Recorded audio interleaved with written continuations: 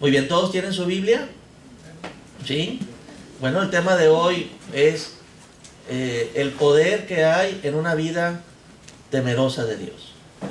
El poder que hay en una vida temerosa de Dios. Ese es el tema de hoy.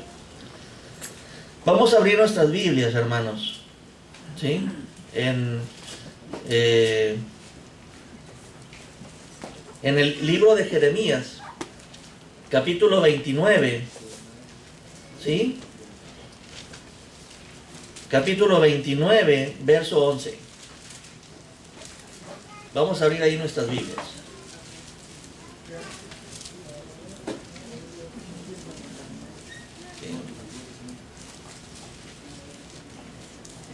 Dice así la palabra de Dios.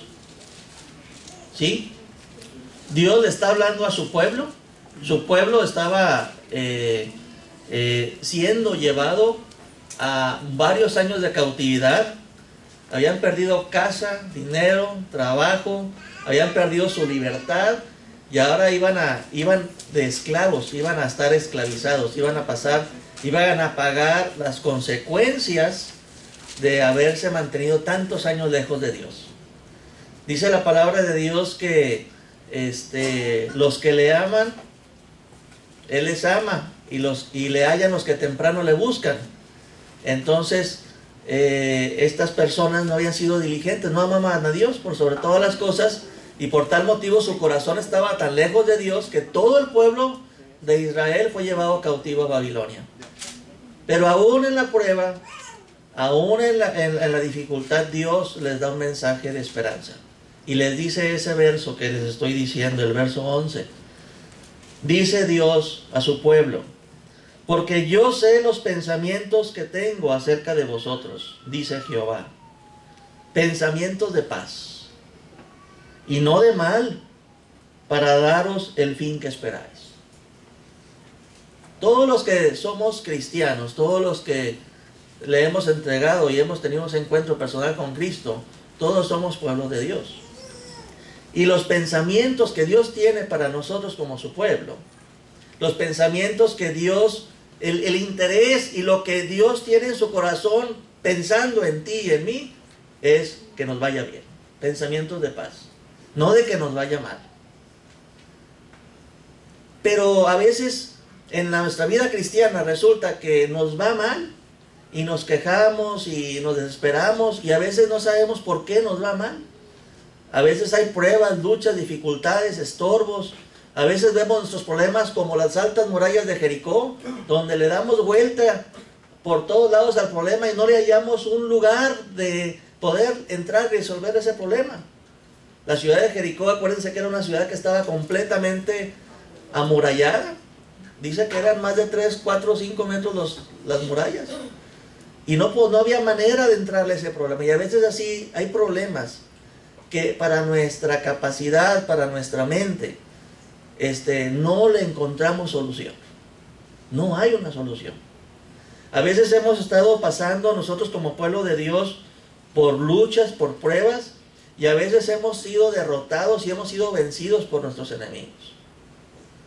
Pero aún y dentro de ese sufrimiento y a veces de que no nos va tan bien como quisiéramos, a veces dentro de esa desesperación, dentro de esa desilusión que a veces cargamos, o a veces de esa tristeza, porque sentimos que nos falta algo para estar completamente bien, aún ahí Dios nos dice que su plan no es que estemos así. El plan de Dios es que nos vaya bien. El plan de Dios siempre está a favor, todo el poder del cielo y de la tierra que Dios tiene en su poder, está a favor de nosotros para que nos vaya bien. Para que llevemos una vida de victoria, para que llevemos una vida donde seamos prosperados.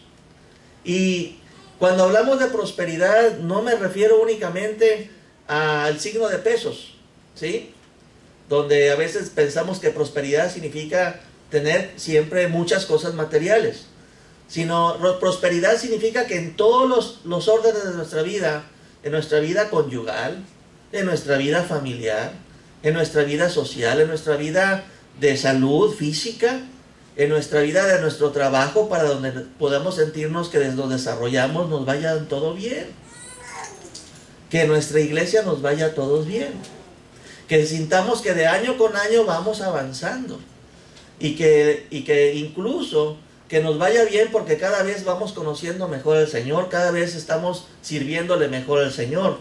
En la prosperidad de los ojos de Dios no nada más es que nos vaya bien físicamente o materialmente, sino también espiritualmente. Pero a veces se pierde ese equilibrio y a veces en lugar de ir hacia adelante sentimos en nuestro interior que vamos a veces un poco hacia atrás. A veces en ciertas áreas vamos como que vamos bien, pero en otras áreas estamos mal, o sea, sentimos que estamos atorados. Y así es una sensación, sentimos como que hay algo que nos jala para atrás, queremos avanzar, pero entre más dedicados estamos para avanzar, hay algo que se opone a nosotros, a veces dentro de nuestro interior o a veces afuera, las circunstancias que nos rodean, que nos quieren jalar para irnos hacia abajo otra vez. Y yo les quiero hablar de que una vida que es temerosa de Dios tiene un gran poder para que los planes de Dios podamos alcanzarlos aquí en la tierra. Y para poderles ilustrar un poquito esto, tenemos que irnos a una etapa de la historia del pueblo de Israel, donde sucedieron cosas tremendas y que nos va a ilustrar mucho sobre cómo es y qué es lo que Dios quiere hacer en nosotros para que nos vaya mejor. Y eso vamos a abrir nuestras Biblias en el libro primero de Samuel. El primer libro de Samuel, casi al principio de la Biblia, ¿sí? En el primer libro de Samuel nos habla de el pueblo de Dios. No había rey todavía. En el primer libro de Samuel, en ese entonces el pueblo de Dios estaba en la tierra donde fluye leche y miel, pero no en todo les iba bien. A veces había un pueblo que se oponía a ellos, o a veces se levantaban pueblos contra ellos, y el principal pueblo que simbólicamente siempre ha sido el enemigo de Dios son los filisteos. Y los filisteos adoraban a un ídolo, a un demonio, a Dagón, ¿verdad? Que tenía forma de cuerpo como de pez, era como Poseidón, vamos a decirlo así. Y era uno de esos ángeles caídos que ellos tenían esa estatua, ¿verdad? Y tenían esa estatua y tenían este tipo de ritos en 3 ciudades importantes de ellos. Ellos tenían 5 ciudades importantes. Ellos tenían 5 príncipes. Y ellos eran el pueblo que simbolizaba todo lo que se opone al plan de Dios. Se oponían a Dios porque tenían una deidad que era contraria a Dios. Se oponían al pueblo de Dios y se oponían a los planes que Dios tenía de darles esa tierra donde fluye leche y miel y estarle haciendo, como dicen por ahí, la piedrita en el zapato a los israelitas. Y los israelitas en ese entonces, pues Dios levantaba el Espíritu Santo de Dios, levantaba líderes guerreros para poder vencer a los enemigos del pueblo de Israel, porque estaban ellos en una aldea y entonces no nada más tenían que enfrentar a los filisteos, sino cuando estaban perdiendo, ellos tenían que huir de las ciudades y dejaban casa, dejaban ropita, dejaban comida, dejaban parcelas, dejaban negocio y tenían que huir a los montes y se quedaban las ciudades solas, y entonces el pueblo de los filisteos venía y se posesionaba y tomaba propiedad de lo que Dios les había regalado. Muy similar a lo que Satanás hace con nosotros. Muy similar a lo que Satanás hace, porque Cristo nos lo dijo. Satanás viene a matar, ¿a qué? A robar y a destruir. Satanás es el que se opone generalmente a los planes de Dios en el pueblo de Dios. Y nosotros a veces queremos vivir un cristianismo como si no hubiera lucha espiritual. Queremos vivir un cristianismo cómodo, light, ¿sí? Un cristianismo que como el horno microondas, donde le piques 2 horas el domingo y después ya está hecho el platillo espiritual y eso te lo comes para la semana, y la semana andas en tu mundo, andas en tus cosas, en tus afanes, como dice mi hermana, pues en tu rollo, ¿verdad? En la búsqueda de tener, en la búsqueda de ser, en la búsqueda del placer, etcétera.